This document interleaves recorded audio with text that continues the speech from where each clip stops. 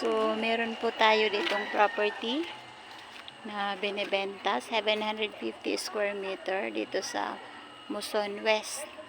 Ito po yung ano niya, dito po yung daanan palabas sa highway. So, konting lakad lang po. May kasamang bahay. Ayan. May kasamang bahay. Ayan siya.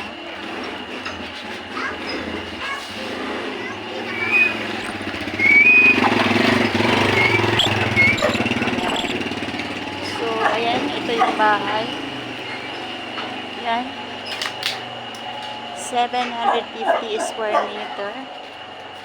May kasamang piggery. Ito. Meron pang ano ng motor ng tubig. Ito yung piggery. Yan.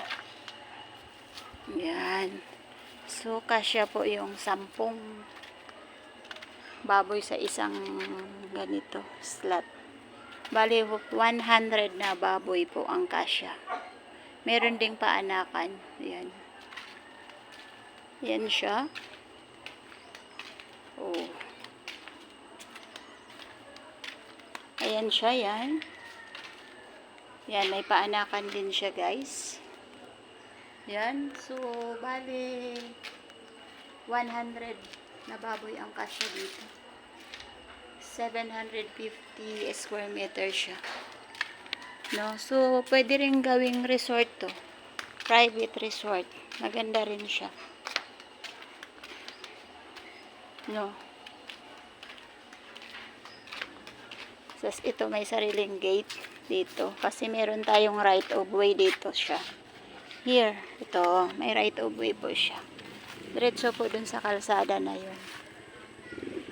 Yan. May kalsada dyan. Diretso po yan siya. Ayan.